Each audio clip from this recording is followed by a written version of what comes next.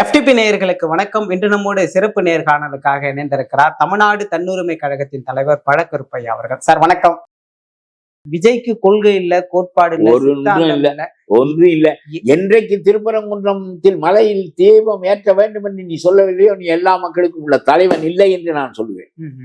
நீ எல்லா மக்களுக்கும் உள்ள தலைவன் இல்லை. நான் சொல்கிறேன், கிறிஸ்துவனுக்காக நான் பேசுவேன், முஸ்லிம்களுக்காக நான் பேசுகிறேன். நாகூர் ஆண்டவர் தர்காவும் வேளாங்கண்ணியும் இந்துக்களால் தான் போற்றப்படுகிறது. இந்துக்கள் என்ற வார்த்தையை எனக்கு பிடிக்காது. ஆகவே தமிழ் சமயத்தை பிற சமயத்தை சேர்ந்தவர்களால் போற்றப்படுகிறது. அதுதான் நல்ல நாகரிகம். அதை நான் வரவேற்கிறேன். ஆனால் உனக்காக நாங்கள் பேசுகிறோம், நீ எங்களுக்காக பேச மாட்டாயா என்று கேட்கிறேன். நான் திருப்பரங்குன்றத்தில் ஏன் வாய்மூடி கிடந்தாய்? என்ன பாசிசம் நடந்தது? என்ன பாயாசம் நடந்தது? நீ சொன்னா பாசிசம் என்று பாயாசம் என்று சொன்ன என்ன பாயாசம், என்ன பாசிசம் நடந்தது? இதுல என்ன இருக்கிறது? ட்ரம்ப் காலில் அவர் விழுந்திருந்தால், மக்களுக்காக விழுந்திருந்தால் என்ன தப்பு என்று நான் கேட்கிறேன். விஜய் மோடி அவர்கள் திருப்பூரும் ஆம்பூரும் வாழ்வதற்கும், நம்முடைய பொருட்கள் ஏராளமாக ஏற்றுமதி செய்வதற்கும், தமிழ்நாடு பொருளாதார நிலையில் உயர்நிலை பெறுவதற்கும், 1ஆம் நம்பர் மாநிலமாக ஆவதற்கு நீயா காரணம். தவறாக மத்திய அரசாங்கம் நடந்தால் அந்நிய செலாவணி போய்விடும். மாநில அரசாங்கத்துக்கு தேகம் ரோல் இட். ஸ்டாலினுக்கு ஒரு ரோலும் கிடையாது. கடனை வாங்கி அவர் வாட்டிக்கு 5 லட்சம் கோடி தேவையில்லாம மீது சுமத்தி வைத்திருக்காரு. சரி, ஸ்டாலினுக்கு மாற்று எடப்பாடி தானா சார் இன்னைக்கு? கண்டிப்பாக ஒரு மராமத்து துறை என்று ஒன்றை கொண்டு வந்தார். நான் சொல்லுகிறேன், இந்த மோடி பாரத மாதாவை விட்டு விட்டார் என்று சொல்வது எவ்வளவு அபத்தமான பேச்சோ, முட்டாள்தனமான பேச்சோ. அது மாதிரி சொல்லுகிறேன். குடிமராமத்து துறை என்ன ரொம்ப ஆச்சரியப்பட்டேன். இவர் முதலமைச்சராக இருக்கிற போது குடிமராமத்து துறை இது பழைய மன்னர்கள் ஏற்படுத்தியது. ஒவ்வொரு கிராமமும் தன்னைத்தானே பராமரித்துக் கொள்ள வேண்டும், தன்னுடைய வாய்க்கால்களை தாங்களே வெட்டிக் கொள்ள வேண்டும், தங்களுடைய ஏரிகளை தங்களுடைய குளங்களை அவர்கள் பராமரிக்க வேண்டும், தங்களுடைய நீர்ப்பாசனங்களை அவர்கள் வகுத்துக் கொள்ள வேண்டும். அரசு வேண்டிய உதவி செய்யுமே தவிர அதை செய்ய வேண்டிய மக்கள் அந்த ஊர் மக்கள் என்பதுதான் குடிமராமத்து. மராமத்தை குடிகளே செய்வது. நீ மராமத்துக்கு வெள்ளைக்காரன் வந்துதான் PWD என்று ஒரு செக்ஷனை ஏற்படுத்துகிறான். இந்தி மக்கள் தங்களை தாங்களே காவல் காத்து கொண்டார்கள். நம்ம தெற்கே இருக்கிற மறவர்கள் இருக்கிறார்களே, தேவமார்கள், அவர்களெல்லாம் ஊரை பாதுகாக்கிறவர்கள் தான். காவல் பணி அவர்கள் கையிலே தான் இருந்தது. அந்த ஊர் அவர்களை 10 பேரை நியமித்து விடும், அவர்களுக்கு வேண்டிய பணத்தை கொடுக்கும். அவன் அந்த வேலையை செய்கிறான் அல்லவா? அந்த ஊரை கொள்ளையடிக்காதவாறு, அந்த மக்களுக்கு வேற்று ஊர்களால் துன்பம் நேராதவாறு பாதுகாத்தவர்கள் அந்த முக்குளத்து மக்கள் தான். அவர்கள் அதனாலே அந்த ஈட்டி வைத்திருப்பார்கள், வாழ் வைத்திருப்பார்கள், உடல் கட்டோடு இருப்பார்கள், நேர்மையாக காப்பார்கள். அந்த ஊர் காக்கப்படும். அந்த முறையை வெள்ளைக்காரன் மாற்றினான். இது it is not your business, it is our business. We will appoint policemen to safeguard the interests of the people. You get out என்று சொல்லி முக்குளத்தோட மறவர்களை வெளியேற்றியும் நான் வந்தேன். என்ன, அதுக்கு பிறகு போலீஸ் வந்தது. இது ஊரினுடைய இது. சரி, நீ செய்கிறாரு, நீ ஒழுங்கா செய், நீ செய்கிறாய், ஒழுங்காக செய். அப்புறம் என்ன, நீ என்ன, உனக்கு ஒன்றும் வேலை இல்லை மாநில அரசாங்கத்துக்கு. ஒழுங்கா எல்லாருக்கும் வைத்தியம் பாரு, ஒழுங்கா எல்லாருக்கும் பாடம் சொல்லி கொடு. இது 2ஐயும் தவிர உனக்கு ஒரு வேலை இல்லை. ரோடு கொஞ்சம் பகுதிக்கு போடும், கிராமங்களுக்கும் மற்றவர்களுக்கும். பெரும்பாலும் தேசிய நெடுஞ்சாலை வலுவென்று போட்டு வைத்திருக்கிறான். என்ன, நம்ம நயன்தாரா கண்ணம் போல. இதற்கெல்லாம் மாற்றாகத்தான் நான் வருகிறேன்னு விஜய் அவர்கள் சவால் விட்டு சொல்றாங்க. அண்ணா எம்ஜிஆர் ஆரம்பித்த கட்சியை தான் இன்று எடப்பாடியும் ஸ்டாலினும் வைத்திருக்கிறார்கள். தனியாக நின்று 1% வாங்க திராணி இருக்கிறதான்னு அடிச்சு பேசுறாரு சார். ஏங்க, வழிவழியாக வந்த கொள்கைகளை, அந்த கொள்கைகள் தேவைப்படுகின்ற காலம் வரையிலும் அதற்கு அடுத்தடுத்த வருகின்ற தலைமுறைகள் அதை கொண்டு செலுத்தும். உனக்கு நீ வந்தா என்றால் உனக்கு ஒரு கொள்கையும் கிடையாது. அஞ்சலை அம்மாளுக்கு ஒரு கட் அவுட், அம்பேத்கர் ஒரு கட் அவுட், பெரியாருக்கு ஒரு கட் அவுட், காமராஜருக்கு ஒரு கட் அவுட், அண்ணாவுக்கு ஒரு கட் அவுட். ஒருவருக்கு எதிரானவர்கள் எல்லாருமே. காமராஜர் அண்ணாவும் ஒருவருக்கு எதிரானவர்கள். அஞ்சலை அம்மாள் வகுத்த பொருளாதார சோசியலிச கொள்கை என்ன என்று எனக்கு தெரியாது. என்ன, உனக்கு ஜாதி வாரியாக ஓட்டை பெறுவதற்கு ஒரு கட் அவுட் வைத்திருக்கிறாய். நீ எல்லாம் ஒரு சிந்தனையாளனா என்று கேட்கிறேன். அஞ்சலை அம்மாளை வைத்திருப்பதற்கு வடபகுதி மக்களுடைய ஓட்டை பெறுவது காரணம். நாச்சியாரை வைத்திருப்பதற்கு தென்பகுதியில் குறிப்பிட்ட சமூகத்தினுடைய ஓட்டை பெறுவது காரணம். இதெல்லாம் என்ன ஐடியாலஜி இருக்கிறதா? யுகனும் ஐடியாலஜி கேட்டால். அதனால சும்மா யாரையாவது பிம்பங்களை காட்டி காட்டி கட்டவுட்டுகளை பெருக்கி ஓட்டுவாங்க நினைக்கிறாங்க. உன்னால் எப்படி ஆள முடியும்? You don't have any understanding about the administration or about the government or about the law. நீ எல்லாம் வந்தால் என்ன செய்வது? சீமான் வந்தால் என்ன கதி ஆகுமோ அதே கதி தான் விஜய் வந்தால் ஆகும். சீமான் ஆடு மாடுகளுக்கு மாநாடு நடத்திக்கிட்டு இருக்காரு. அந்த ஆள் விவசாயிகளை எல்லாம் அரசாங்க சிப்பந்திகள் ஆக்கி விடுவேன் என்று சொல்லுகிறார். இந்த ஆள் உலர் தாங்க முடியவில்லையே, எனக்கெல்லாம் கிறுக்கு பிடித்து விடுமோ என்ற நிலை இருந்தது. இப்பொழுது அதுக்கு மேல கிறுக்கு பிடிக்கிற மாதிரி இவர் வருகிறார். என்ன கொள்கை சொல்லு? நான் ஓராண்டு ஒரு மனிதன் ஒரு கட்சி வைத்தேன், எல்லாரும் தான் வைத்தார்கள், விஜயகாந்த் வைக்கவில்லையா? நீ என்ன பெருசா செய்வீங்க? வாக்கு சதவீதம் கூடி இருக்கே சார். கூடியதா இல்லையான்றே தெரியாதே. நீ ஒரு இடைத்தேர்தலில் நின்று நீ யார் என்று காட்டியிருக்க வேண்டும். எம்ஜிஆர் காட்டினாரே. திண்டுக்கல்லில் நின்றார், 51% வாக்குகளை பெற்றார். 3 கட்சியும் 49% பெற்றது. ஆளுங்கட்சியான திமுகவை 3வது இடத்துக்கு அனுப்பினார் எம்ஜிஆர். நான் who am I என்பதை அவர் காட்டினார். நீ எந்த தேர்தலில் நின்றாய்? நீ கூட்டுக்கு கூப்பிடுகிறாய், ஆட்சிக்கு கொடுக்கல, பங்கு தருகிறேன் என்று சொல்கிறாய். எந்த தேர்தல்? கையை விரித்தால் வெறுங்கை என்று தெரிந்து விடும் என்று அஞ்சித்தானே ஒடுங்கினாய். இடைத்தேர்தல் வந்ததை நிற்க வேண்டியதுதானே. நான் who am I can secure so many thousands of votes என்று காட்டுப்பாம். காற்றவில்லையே, பயந்து விட்டாயே. கையை திறந்தால் ஒன்றும் இல்லை என்று தெரிந்து கொண்டு விடுவார்கள். இப்பொழுது தேர்தலுக்கு பிறகு தெரியும். அது வரையிலும் பேசிக் கொண்டிருக்கலாம். நான் ஒரு மனிதன், நான் ரொம்ப ஒரு கட்சியை தோற்றுவித்திருக்கிறேன். தோற்றுவித்து என்ன செய்தார்? தோற்றுவித்து ஒரு திருப்பரங்குன்றத்தில் விளக்கேற்ற வேண்டுமா? பதில் சொல்ல பயம். ட்ரம்போடு நடத்தி கொண்ட ஒப்பந்தம் சரியா இல்லையா சொல்வதற்கு பயம். என்ன திரும்ப திரும்ப நீ சொல்லுவாய்? விசில் சத்தம் கேட்கிறது. தமிழ்நாடு முழுவதும் ஸ்டாலின் நாடு முழுவதும் கேட்கிறது. ஸ்டாலினுக்கு உறக்கம் கலைகிறது. 5000 ரூபாய் உங்களுக்கு ஏன் கொடுக்கிறார்? நான் விசில் ஊதுகிறேன், பயப்படுகிறார். ஆகவே 5000 கொடுக்கிறார். ஆகவே நீங்கள் மகிழ்ச்சியாக இருங்கள். விஜய் என்ற ஒருவன் அரசியலுக்கு வந்த காரணத்தினால் நீங்கள் அடைந்த நன்மை இது என்று சொல்கிறார். கொடுத்தவன் நாம் பெருமை பெறுவதா நீனா என்று கேட்கிறார். நாமெல்லாம் கேட்கிறோம், கொடுத்தவன் உங்களுடைய அப்பன் வீட்டு பணத்தையா கொடுக்கிறாய், உனக்கும் பெருமை கிடையாது. இந்த ஆள் பேசியதனால் வந்தது என்று சொல்வதற்கு பெருமை கிடையாது. They pay tax. It is their money. It is their right to get it. சரி, அவ்வளவுதான். என்ன பேசினாலும் இதான் இந்த விளங்காத அரசியல். சீமான் ஒரு விளங்காத அரசியல் பண்ணிட்டு போயிட்டாரு. இனிமே அவ்வளவுதான், அவர் கதை முடிஞ்சு. அவரை இவர் முடிஞ்சிருவார். எப்போ இந்த சின்ன குட்டிகளை பாம்பு முழுங்கிறது மாதிரி அவரை இவர் முழுங்கிடுவார். அவ்வளவுதான். இவரோட ஒரு காங்கிரஸ் எல்லாம் கூட்டி சேராது. சேர்ந்தால் அந்த காங்கிரஸ் 2ஆக உடைபடும். பானா சிதம்பரம் சொல்லி விட்டார். ஒரு நாள் போயிருக்கிறார், என்ன தேய்ச்சி கொண்டு போந்தாரா ஸ்டாலின். என்னங்க முதுகுல தேய்க்காம விட்டியன்னு எடுத்து இவர் தேய்ச்சி விட்டுட்டு, நீங்க கவலைப்படாதீங்க, காங்கிரஸ் விஜயோடு போனால் மூப்பனாரை போல நான் காங்கிரஸ் கட்சியை உடைத்து தனி கட்சி வைத்து உங்களோடு ஒப்பந்தம் செய்து கொண்டு ஒரு 10-20 எம்எல்ஏ எங்களுக்கு கொடுப்பேன். திமுகவைத்தான் வெற்றி பெற முடியும் என்று கருதி அந்த எம்எல்ஏ எல்லாம் இங்கே வந்து விடுவான். ஆகாதவன் போகாதவன் எல்லாம் விஜயோடு சேருவான். நாம் ஒரு தனி கட்சி மூப்பனாரை போல வைத்து உண்மையான காங்கிரஸாக அதை ஆக்குவோம். என்னை மட்டும் மறந்துடாதீங்க, இந்த ராஜ்யசபாவுக்கு என்ன உண்டாக்கிருங்க, எனக்கு மட்டும் ஒரு கடலை முட்டாய் கொடுங்க. அந்த ஆள் அல்வா கொடுக்குறேன்னு அல்வா கொடுக்க போறது இல்லை. படகு கரையேறினால் தானே ஆட்சியில் பங்கு என்பது. படகு கரையேறினால் தான். அதுக்கு படகு கரையேற போவதும் இல்லை, அவர் ஆட்சியில் பங்கு கொடுக்க போவதும் இல்லை. ஆனா நான் உங்களுக்கு இன்னொரு காங்கிரஸை உள்ள உருவாக்கி தருகிறேன். எனக்கு ஒரு கடலை மிட்டாய் மட்டும் கொடுங்க, ராஜ்யசபா பதவி எனக்கு முடிகிறது. காங்கிரஸை விட விஜய்க்கு வாக்கு சதவீதம் இன்னைக்கு களத்துல கூடி இருக்கிறதா விஜயும் சொல்றாரு, மற்றவங்களும் இருக்கும். காங்கிரஸை விட விஜய்க்கு கூடுதலாக இருக்கும். விஜய் ஒரு 10-12% வாக்குகளை பெறுவார். அது போதுமானதில்லை. கரையேறி உதிச்சு அது போதுமானதில்லை. அதனாலதானே ஒருத்தனும் உன்னோட கூட்டு சேரவே வரல.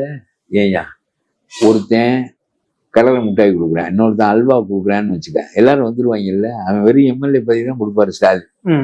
இவர் மந்திரி பதவியே கொடுப்பாரு. இவரிடம் வர வேண்டியதானே எல்லாரும். ஏன் வரல? இந்த படகு கரையேறுமான்னு தெரியாது, உள்ள போய் கடைசியில கடல் மிட்டாயும் போயிருமேன்னு நினைக்கிறாங்க.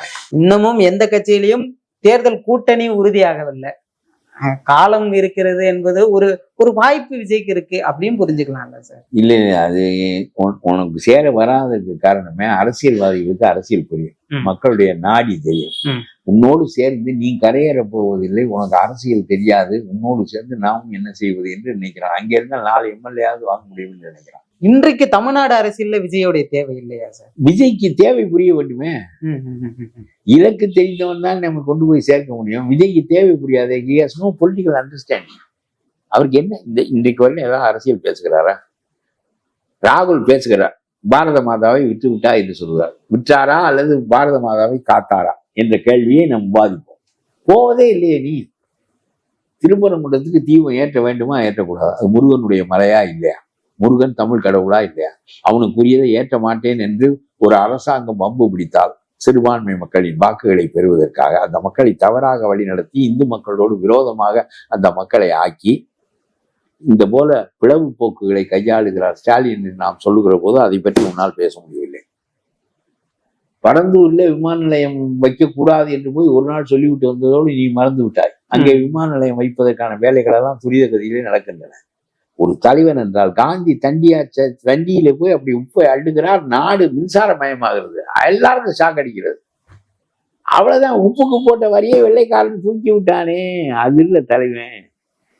நான் வந்தேனே, ஓராண்டில் ஒரு கட்சி தொடங்கினேனே, இதுபோல் ஒவ்வொருவரும் ஒரு கட்சி தொடங்க முடியுமா என்றால் அங்கு தான் தொடங்கினேன். நல்ல கருத்துக்களை உன்னை விட தெளிவா பேசுறேன். என்ன பண்றது, நான் ஸ்ரேயாவோடு டூயட் பாடினது இல்லை, பாடினவனை தானே ஏத்துக்கிறேன் அந்த நாட்டுல. என்ன பண்றது, வேஸ்ட். எடப்பாடி பழனிசாமி அவர்கள் ரொம்ப காட்டமா விஜயை விமர்சிக்க ஆரம்பிச்சு. இல்ல, அது வெல் ஸ்ட்ரக்சர்ட் பார்ட்டி. இவர் நல்லதோ கெட்டதோ அது ஒரு பெரிய 30 ஆண்டுகள் நாடாண்டிருக்கிறார்கள். 3வது தலைமுறை அங்கே வந்திருக்கிறார். நான் சொல்ல வந்தேன், இந்த குடிமராமத்து என்பது விவசாயியாக இருந்த காரணத்தினால் நம்முடைய எடப்பாடிக்கு மட்டும்தான் தோன்றியிருக்கிறது, வேற எவனுக்கும் தோன்றவில்லை. அந்த திட்டத்தை வளர்ப்பதற்குள் இவருடைய ஆட்சி போய்விட்டது. கொரோனா 2 வருஷம், கொரோனா வருமானம் இல்லை, வண்டி ஓடாது, பெட்ரோலுக்கு வரி வராது, நீ தோசை திங்க மாட்டா, வரி கட்ட மாட்டா, ஒன்றுமே இல்லை. அவர் இருந்தது 4 ஆண்டு. 4 ஆண்டுல கொரோனாவுடைய தாக்கம் 2 ஆண்டு, அதனுடைய வீழ்ச்சி நடந்தது இன்னும் 1 ஆண்டு. 1 வருஷம் என்னன்னு இவருக்கு குனிஞ்சு தலை நிமிர்ந்து அரசாங்கம் என்னன்னு புரியறதுக்குள்ள இவ்வளவு காரியம் நடந்துருச்சு. ஆனா இதை மீறி அவர் ஏதோ சில காரியங்கள் செய்தார். அவருடைய வன்னியர்களுக்கு அவர் இடஒதுக்கீடு கொடுத்தார், மருத்துவக் கல்லூரியில 7.5% அரசு பள்ளி மாணவர்களுக்கு கொடுத்தார் என்பதெல்லாம் அவருக்காக தோன்றியதுதான். அது போகட்டும். நான் சொல்லுகிறேன், தேவாதி தேவர்களின் ஆட்சியை அவர் கொடுத்து விடுவார் என்று சொல்லவில்லை, உன்னோட நல்ல ஆட்சி கொடுப்பார். நான் சொல்றேன், மீண்டும் ஒரு ராஜாஜி, மீண்டும் ஒரு காமராஜ் என்பதெல்லாம் வரலாறு முடிந்து போயிட்டது. சரியா? ஆகவே இந்த குடிமராமத்தை சிந்திக்க அவருக்கு தெரிஞ்சிருக்கிறது. ஒரு விவசாயிக்கு தஞ்சை மாவட்டத்தை இந்த எண்ணெய் மற்றவற்றுக்காக தோண்டக்கூடிய இடமாக ஆக்கக்கூடாது என்று தடுப்பு சட்டம் போட்டார் அவர் காலத்தில். இதெல்லாம் முக்கியமானது தானே என்று கேட்கிறேன். நான் இருக்கட்டும், நான் சொல்லுகிறேன், அதாவது உலகத்தில் இல்லாத அசோகனின் ஆட்சியே எடப்பாடி தருவார் என்று சொல்லவில்லை. உன்னுடைய யோக்கியதையற்ற ஆட்சியை விட பரவாயில்லாத ஆட்சியாக அது இருக்கும் என்று நான் சொல்லுவேன். கட்டுக்கோப்பான ஒரு கட்சியை ஜெயலலிதா எடப்பாடியிடம் ஒப்படைத்து விட்டு போனாங்க. இப்ப அண்மையில கூட ஆதவ கட்டுப்பாடு இல்லை என்று சொல்ல முடியாது. இது நீங்க பொதுவாக வைக்கிறவங்க இல்ல சார், இதோடு முடித்துக் கொள்வான். அந்த கட்சி அவர் கையிலேயே நிற்கிறது. பெரிய அதிசயம் இல்ல. ஓபிஎஸ் உடைத்து கொண்டு போனார், திவாகரன் உடைத்து கொண்டு போனார், அம்மா தனியாக முயற்சி செய்கிறார்கள், சின்னம்மா. இவ்வளவு பேரையும் தாண்டி அந்த கட்சியில உள்ளவும் முன்ன வரவில்லையே. செங்கோட்டையன் மாதிரி அனாதையாக போனவர்கள் 4 பேரை சேர்த்து நீ வைத்துக் கொள்ள முடிகிறது தவிர அந்த கட்சி அவரிடம் இருக்கிறது என்ன? அப்ப அந்த தலைமையை ஏற்றுக்கொள்கிறார்கள். ஜெயலலிதா ஒரு ரொம்ப எக்ஸப்ஷனல் லீடர்ஷிப், ஆட்டி வைத்து விடுவார். அவர் இவர்களை சார்ந்த அரசியல் இல்லை, அவர் பியூரோக்ராட்ஸை வைத்துக் கொண்டு அரசியல் நடத்துகிறவர். எம்ஜிஆர் மக்களை தழுவி அரசியல் நடத்துகின்றவர். அவருடைய ஆட்சி நிகரற்ற ஆட்சி. ரொம்ப பெரிய முன்னேற்றங்கள் எம்ஜிஆருடைய ஆட்சியில் தான் நிறைவேற்றப்பட்டன.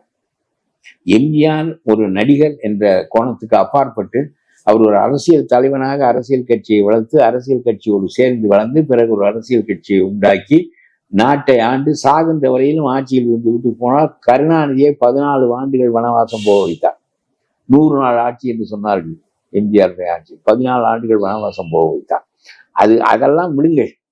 எம்ஜிஆர் போல ஜெயலலிதா ஆக முடியாது, ஜெயலலிதா மாதிரி எடப்பாடி ஆக முடியாது, அப்புறம் எடப்பாடி மாதிரி வேற ஒருத்தர் ஆக முடியாது. இப்படியே போய்கொண்டே இருக்கும்.